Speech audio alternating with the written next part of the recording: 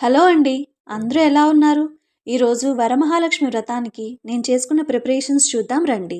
ముందు రోజు మధ్యాహ్నం పూజా సామాగ్రి అంతా క్లీన్ చేసుకుని, సాయంత్రం 6 గంటలకు వ్రతానికి కావాల్సిన వస్తువుల కోసం బయటకు వెళ్తే, సగం దూరం వెళ్ళిన తర్వాత చాలా పెద్ద వర్షం కురిసింది. కుండపోత వర్షం అంటారు కదా అలా. ట్రాఫిక్ జామ్ అయిపోయింది.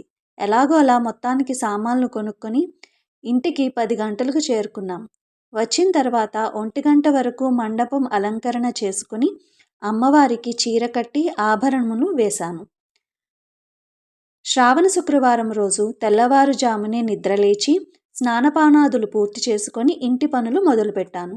ముందుగా ముంగిట అందమైన సహస్రపద్మం ముగ్గు వేసుకున్నాను.